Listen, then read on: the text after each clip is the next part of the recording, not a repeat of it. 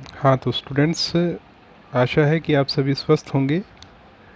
Last lecture में मैंने कहा था आपको कि जो थ्योरम है उसे हम बाद में डिस्कस करेंगे।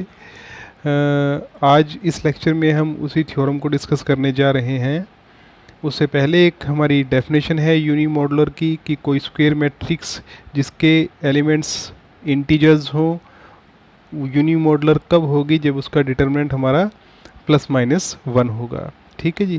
थ्योरम क्या है कि भी अगर U कोई m बाई m ऑर्डर की मैट्रिक्स है जिसके एलिमेंट्स सारे के सारे इंटीजर्स हैं, तब ये जो चार स्टेटमेंट्स हैं जो आपको दिखाई दे रही हैं, ये चारों स्टेटमेंट्स फर्स्ट, सेकंड, थर्ड और fourth, they are equivalent to each other.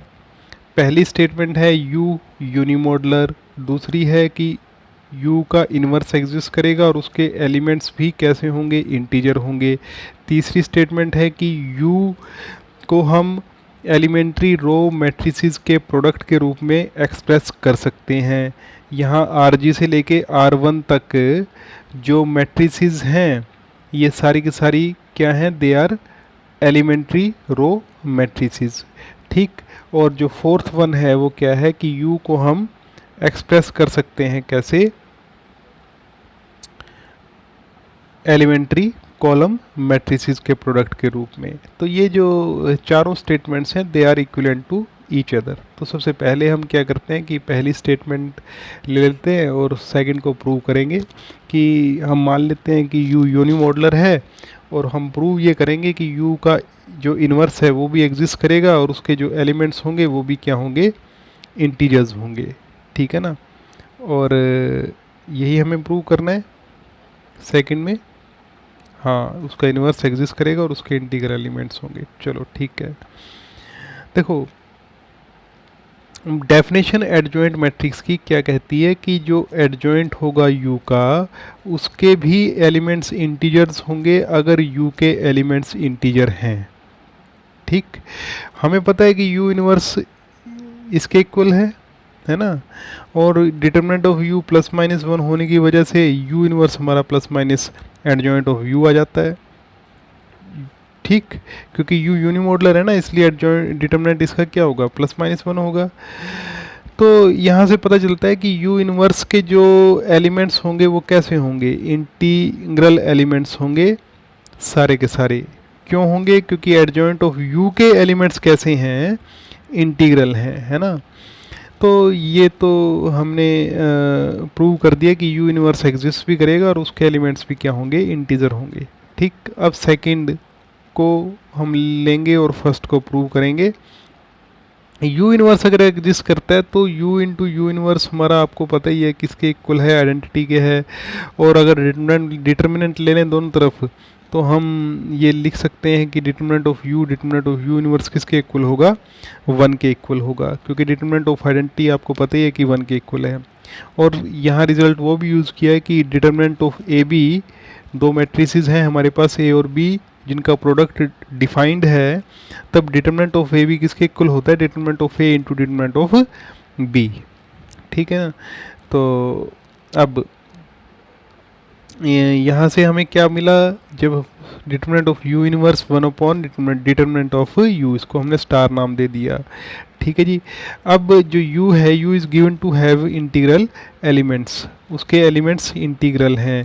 तो डिटर्मिनेंट ऑफ U जो है वो क्या होगा? आपका इंटीजर ही होगा। जब हम उसका डिटर्मिनेंट निकालेंगे तो वो भी हम इंटीजर ही पाएंगे।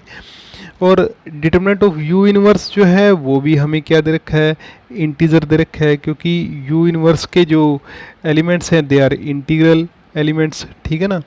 तो दोनों हमारे पास डिटर्मिनेंट ऑफ U इन्वर्स और डिटर्मिनेंट ऑफ U दोनों के दोनों हमारे इंटीजर आ जाते हैं। और अगर ये इंटीजर आ जाते हैं तो सीधा सा मतलब ये है कि डिटर्मिनेंट ऑफ U वन को डिवाइड करेगा, तो यानी कि इसकी वैल्यू हमें प्लस माइनस वन मिल जाएगी, that is U is unimodular. Okay, next देखो, हम प्रूव करने जा रहे हैं वन को with the help of third.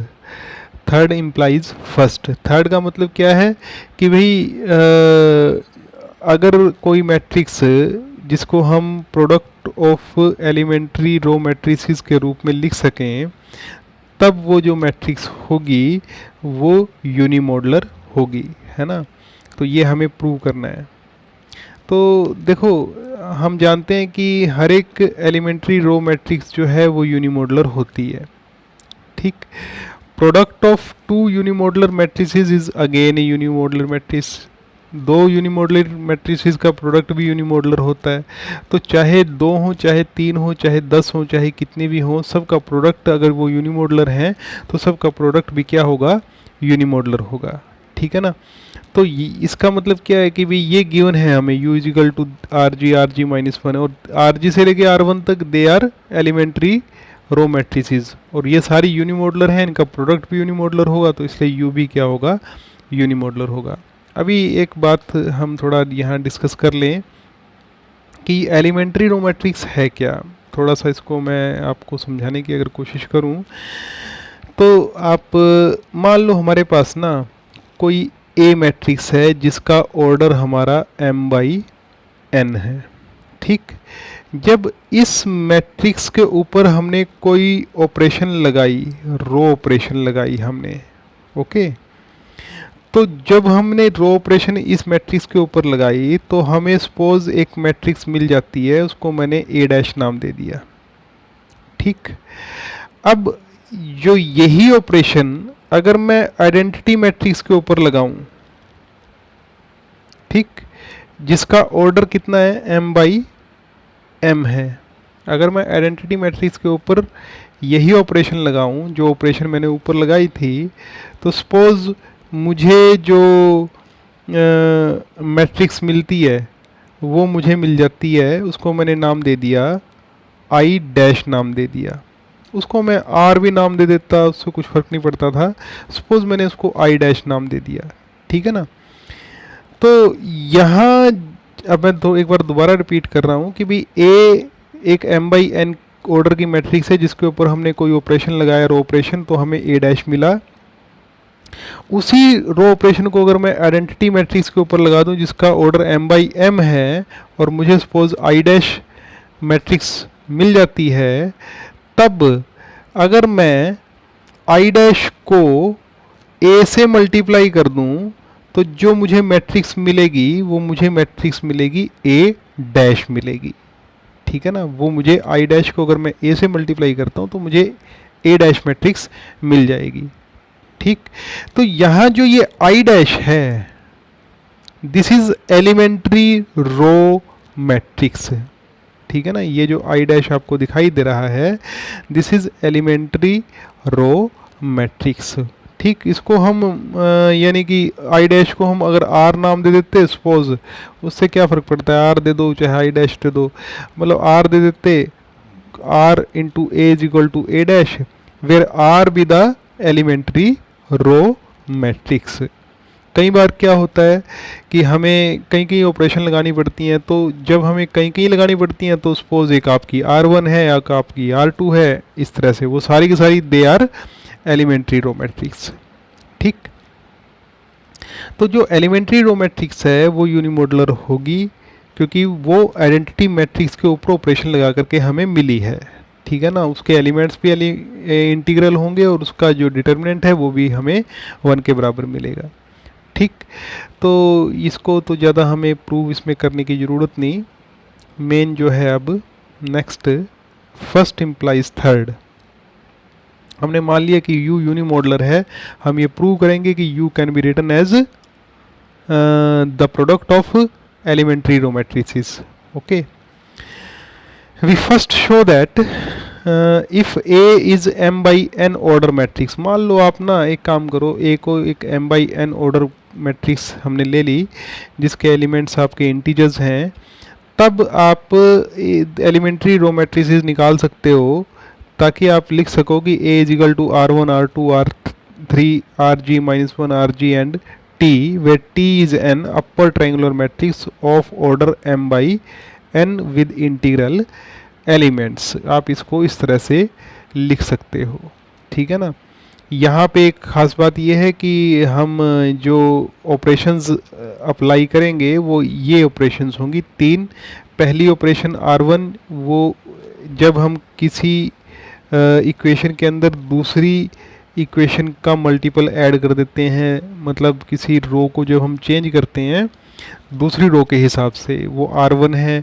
जब हम दो रोज़ को एक्सचेंज करें आपस में, वो R2 है। जब हम किसी रो को -1 से मल्टीप्लाई करें तब वो आपकी R3 है। तो इन ऑपरेशंस को यूज़ करके हम किसी भी मैट्रिक्स को अपर ट्रायंगुलर मैट्रिक्स में कन्वर्ट कर सकते हैं, ठीक है ना। और अपर ट्रायंगुलर मैट्रिक्स क्या होती है? जिसका डायगोनल और डायगोनल से ऊपर के सारे एलिमेंट्स आपके नॉन ज़ीरो हैं और नीचे वाले जो एलिमेंट्स हैं वो सारे के सारे ज़ीरो हैं। That is the upper triangular matrix. Okay, इसको ना थोड़ा हम एग्जाम्पल से समझने की कोशिश करते हैं। जो हमारे पास ये एग्जाम्पल है, जो ये आपके वैसे उसमें नहीं है, मतलब आपको इसको जब प्रूफ आप करोगे तो इसकी ज़रूरत नहीं है, सिर्फ समझने के लिए है। देखो हमने ना क्या किया कि एक मैट्रिक्स ले ली A जिसका ऑर्डर कितना है, 3×3 है। एक आइडेंटिटी मैट्रिक्स मैंने ले ली, ठीक है जी, 3×3 ऑर्डर की। मैंने क्या काम किया कि A को मैं चेंज करने जा रहा हूँ अपर ट्रायंगुलर मैट्रिक्स के अंदर। पहले ऑपरेशन R1 लगाया, R1 को मतलब चेंज मैंने किया R1 - 3R2, फिर R3 को चेंज किया इस तरह से। मतलब कहने का क्या कि मैंने सेकंड रो को एज इट इज़ रखा और फर्स्ट और थर्ड को चेंज किया। ओके, जब मैंने चेंज किया तो मुझे मिला, और फिर उसके बाद मैंने क्या काम किया कि भी दोनों को रिप्लेस कर दिया, इंटरचेंज कर दिया, तो मुझे ये एक मैट्रिक्स मिल जाती है। उसके बाद जब मैं इसको अपर ट्रायंगुलर मैट्रिक्स में जो कन्वर्ट करने जा रहा हूँ, तो उस केस में जब सेकंड कॉलम की बात आएगी चेंज करने की, इस कॉलम की बात आएगी, तो मुझे सिर्फ जो लास्ट एंट्री है उसी को चेंज करना है, उसी को मुझे ज़ीरो करना है। क्योंकि जो डायगोनल एलिमेंट्स हैं वो सारे के सारे आपके नॉन ज़ीरो रहेंगे, और डायगोनल से ऊपर के जो एलिमेंट्स हैं वो भी आपके नॉन ज़ीरो, मतलब डायगोनल से नीचे के जो एलिमेंट्स हैं ना वो सारे के सारे आपके ज़ीरो होने चाहिए। तो मुझे सिर्फ इसको चेंज करना है। तो चेंज किया मैंने, क्या किया, इसको ये ऑपरेशन लगाया, मुझे ये मिला, ठीक। फिर मैंने ये ऑपरेशन लगाया -1 को हटाने के लिए, मुझे जो ये एक मैट्रिक्स मिल गई। This is a upper triangular matrix. इसको मैंने क्या नाम दिया? T नाम दिया। तो जो ऊपर हमने देखा था ना, कि हमने क्या देखा था ऊपर, कि भी जो T है A, हम वो इसके इक्वल है हमारे पास। अभी देखो यहाँ पे जो T है वो आपका अपर ट्रायंगुलर मैट्रिक्स है ये, ठीक। A जो है वो आपकी गिवन मैट्रिक्स है, उसके ऊपर हमने R1, R2, R3, R4 ये सारी फर्स्ट, सेकंड, थर्ड और फोर्थ ये हमने रो ऑपरेशंस लगाई। पहले हमने ये लगाई, फिर हमने ये, फिर ये, फिर ये, ठीक है जी। जब शुरू में हमने कहने का मतलब ये कि जब हमने ये ऑपरेशन लगाई, ये एक तरह की R1 है, ये पूरा आपका R1 है, ठीक। अब थोड़ा इसको समझने की कोशिश करना, वहाँ पे R1 कुछ और है, यहाँ पे R1 कुछ और है, ठीक है ना। यहाँ तो ये फर्स्ट रो है, वहाँ R1 जो है पूरा का पूरा आइडेंटिटी मैट्रिक्स के ऊपर ये दोनों ऑपरेशन लगा करके जो हमें एक मैट्रिक्स मिली, एलिमेंट्री रो मैट्रिक्स मिली, वो है, ठीक। तो जो ये हमने लगाया, किसके ऊपर लगाया? आइडेंटिटी मैट्रिक्स के ऊपर, तो हमें ये R1 पूरा का पूरा मिला। उसके बाद हमने जो है एक्सचेंज किया, ठीक, रोज़ को आपस में, वो भी हमारा किसके ऊपर लगा? आइडेंटिटी के ऊपर। फिर हमने उसके बाद भी हमें जो है कुछ एक एंट्री को ज़ीरो करना था, तो उसके ऊपर हमने कुछ ऑपरेशन लगाई। तो जब हम आइडेंटिटी के ऊपर लगाएंगे तो R3, फिर लास्ट जब हमने -1 से मल्टीप्लाई किया तो वो हमारे पास R4 है। तो जब हम ऐसे करेंगे तो इसको T हमारा किसके इक्वल होगा? R4, R3, R2, R1 और A के इक्वल होगा, ठीक है ना। ये थोड़ा हमने एग्जाम्पल से इसको समझने की कोशिश की। अब आ जाओ आप ऊपर, जो हमारे पास था, तो ये सारा कुछ है। T is an upper triangular matrix. तो इसको आप थोड़ा एक बार पढ़ लेना, इसमें कुछ ना आपको समझ में आए तो मुझसे पूछ लेना, ज़्यादा ऐसा कोई मुश्किल नहीं है कि भाई यहाँ पे R1 क्या है, R2 क्या है और R3, थोड़ा इसको एक्सप्लेन किया है और कुछ नहीं, ठीक। और इस तरह से जब हम चलते चले जाएंगे तो हमें अपर ट्रायंगुलर मिल जाती है मैट्रिक्स, मतलब हमें ये मैट्रिक्स मिल जाती है। ओके, अब इसके बाद क्या हुआ है कि ये जो हमारी जितनी भी एलिमेंट्री रो मैट्रिसेस हैं, ठीक है ना, इन सब एलिमेंट्री रो मैट्रिसेस का इन्वर्स एग्जिस्ट करेगा, क्योंकि ये अपने आप में यूनिमोडुलर है, यूनिमोडुलर का इन्वर्स एग्जिस्ट करता ही है। तो हमने क्या काम किया कि भाई ए को इस तरफ रखा और इनके इन्वर्स से मल्टीप्लाई किया, ठीक। तो हमें ये मिल जाता है कि A is equal to this, ठीक। Since inverse of elementary row is again वो इनवर्स किसी भी मैट्रिक्स का रो एलिमेंट्री रो का दोबारा से एलिमेंट्री रो मैट्रिक्स होता है। So we have expressed A in desired form, हमने ए को इस तरह से एक्सप्रेस कर दिया। अगर मैं ए को यू ले लूँ और आर आई इनवर्स को मैंने आर आई डैश नाम दे दिया, ठीक है ना। इसमें थोड़ा सा आप इस तरह से कंफ्यूज मत होना कि भाई ए को हमने m बाई एन लिया और u हमारे पास m बाई एम है, ठीक, और a को हमने u के इक्वल ले लिया। दोनों का ऑर्डर, एक हमारी स्क्वायर मैट्रिक्स है, एक हमारी m बाई एन की मैट्रिक्स है। अब जो n को भी अगर मैं m नाम दे दूं तो m बाई एम ही तो हो जाएगा, m बाई एन भी, है ना। तो कहने का मतलब ये कि यहाँ ये कंफ्यूज होने की ज़रूरत नहीं कि भाई यहाँ हमने a को u के इक्वल ले लिया, तो हम ले सकते हैं अगर n को हम m नाम दे दें, सीधी सी बात है। तो जब u हमें क्या मिला, हमें इस तरह से मिल जाता है। Now we shall prove that जो determinant of D T is equal to plus minus one. अब मुझे ये प्रूव करना है कि इसका डिटर्मिनेंट आपका प्लस माइनस वन होगा। कैसे? दोनों तरफ हमने डिटर्मिनेंट ले लिया, ये आया मेरे पास, ओके। क्योंकि u यूनिमोडुलर है, प्लस माइनस वन आएगा। r1 से लेके rg डैश तक ये भी सारी की सारी क्या है, दे आर यूनिमोडुलर। क्योंकि ये यूनिमोडुलर की इन्वर्स थी ना, तो वो भी एक सॉरी एलिमेंट्री रो मैट्रिक्स की इन्वर्स थी, तो वो भी एलिमेंट्री रो मैट्रिक्स होगी, और वो सब का जो डिटरमिनेंट है वो भी क्या होगा, plus minus one plus minus, क्योंकि ये यूनिमोडुलर तो है ही अपने आप में। तो यहाँ से हमें डिटरमिनेंट टी का क्या मिल जाता है, प्लस माइनस वन मिल जाता है। अब क्योंकि टी जो है अपर ट्रायंगुलर मैट्रिक्स है, तो जो टी का डिटरमिनेंट होगा वो प्रोडक्ट होगा डायगोनल एलिमेंट्स का, ये तो हमें पता ही है, ठीक। कि भी टी का जो कोई भी अगर डायगोनल मैट्रिक्स है उसका अगर हमें डिटरमिनेंट निकालना है तो वो product of the diagonal elements होता है, ठीक।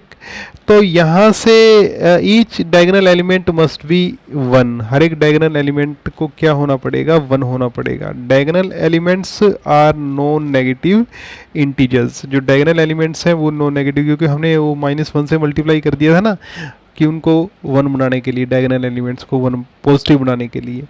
तो सारे के सारे डायगोनल एलिमेंट्स आपके नॉन नेगेटिव इंटीजर्स हैं, तो सबको क्या होना पड़ेगा, माइनस तो कोई हो नहीं सकता, तो इसलिए सबको क्या होना पड़ेगा, वन होना पड़ेगा।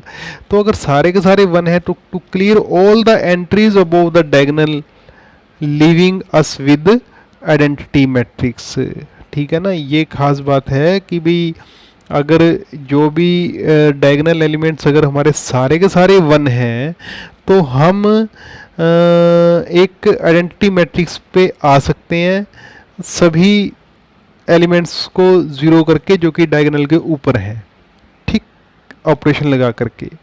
जैसे ये जो डायगोनल मैट्रिक्स हमें मिली, अपर ट्रायंगुलर मैट्रिक्स जो हमें मिली, सपोज ये हम इसकी बात करते हैं, इसकी बात नहीं करते, ये जो हमें अपर ट्रायंगुलर मैट्रिक्स ये जो मिली हमें, अगर मान लो 7 की जगह भी 1 होता, सपोज एक मिनट के लिए, क्योंकि जो टी ऊपर हमने निकाला ना उसमें यही खास बात है कि सारे के सारे डायगोनल एलिमेंट्स हमारे क्या है, 1 है।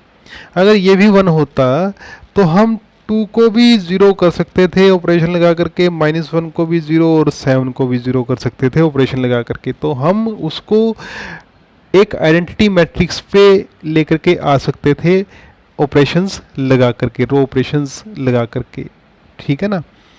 तो ऐसे ही या हाँ, रो ऑपरेशन लगा करके हम उसको इस तरह से कन्वर्ट कर सकते थे, या कॉलम ऑपरेशन लगा, जो भी है। तो कहने का मतलब ये है कि जो ऊपर हम जो बात कर रहे थे कि भी ये जो है हमारे पास to clear all the entries above the diagonal leaving us with identity matrix, है ना। ये जो बात अभी मैंने की उसी को ये रिप्रेजेंट कर रहा है, सॉरी। अब जब हमने उसको रिप्रेजेंट कर दिया या हम उसको आइडेंटिटी पे ले आए टी को, तो यू को हमने किस तरह से लिख दिया, R1 dash R2 dash and, ठीक है ना, आई, लास्ट में हमने आई लिख दिया। तो u is the product of elementary, I को लिखें चाहे ना लिखें, तो u is the product of elementary row matrices. Okay, तो ये प्रूफ हमारा कंप्लीट हो जाता है। Next, first implies fourth, u unimodular है तो उसका ट्रांसपोज भी यूनिमोडुलर होगा, ठीक है ना, तो यूनिमोडुलर होगा उसका ट्रांसपोज। चलो उसके बाद जो ट्रांसपोज है, अगर वो यूनिमोडुलर है तो उसको हम एलिमेंट्री रो मैट्रिसेस के प्रोडक्ट में लिख सकते हैं। अभी जो ऊपर केस हमने डिस्कस किया, ठीक, हमने लिख दिया एलिमेंट्री रो मैट्रिसेस के, दोबारा से ट्रांसपोज ले लिया, सबका दोबारा लेंगे तो यू के ट्रांसपोज का ट्रांसपोज यू ही मिलेगा, तो हमने उसको इस तरह से लिख दिया, है ना, क्योंकि R1 का ट्रांसपोज पहले आएगा, फिर R2 का आएगा, फिर ऐसे आएगा। और इन सब को हमने C1 C2 और CG-1 और CG नाम दे दिया, क्योंकि सारी के सारी रो मैट्रिसेस का ट्रांसपोज क्या होगा, कॉलम मैट्रिक्स ही तो होगा, उनको हमने C नाम दे दिया। तो ये सारी की सारी, we know that if R is the elementary row matrix, then if and only if RT is elementary column matrix, सीधी सी बात है, ठीक। Since each Ri is an elementary row matrix, so each Ci is an elementary column matrix। Okay, जो इसमें ज़्यादा कुछ ऐसा समझाने की ज़रूरत नहीं। अब फोर्थ इम्प्लाई करता है फर्स्ट को, U को हमने एक्सप्रेस कर लिया कैसे, एलिमेंट्री कॉलम मैट्रिसेस के रूप में, ट्रांसपोज ले लिया, हर एक CI जो है एलिमेंट्री कॉलम मैट्रिक्स है हमारे पास, ठीक, उसका जो ट्रांसपोज होगा वो क्या होगा, एलिमेंट्री रो मैट्रिक्स होगा। और जो UT है is the product of elementary row matrix. और जो थर्ड पार्ट है, अगर कोई मैट्रिक्स एलिमेंट्री रो मैट्रिसेस का प्रोडक्ट हो तो वो मैट्रिक्स क्या होगी, यूनिमोडुलर। तो इसलिए U भी क्या होगा, UT भी क्या होगा, यूनिमोडुलर। और इसका ट्रांसपोज भी यूनिमोडुलर, तो इसका मतलब U भी क्या होगा, यूनिमोडुलर। ओके, तो इस प्रूफ में ज़्यादा ऐसा कुछ समझाने का था नहीं, इजी स्टेप्स हैं, इजीली तुम इसको समझ सकते हो। ओके, तो ठीक है जी, ये जो एक थ्योरम रहती थी वो हमने डिस्कस की, इसको थोड़ा समझने की कोशिश की, एक बार दोबारा आप इसको अच्छे से रीड आउट कर लेना, ठीक है जी। नेक्स्ट लेक्चर में हम मिलेंगे। Okay, thank you.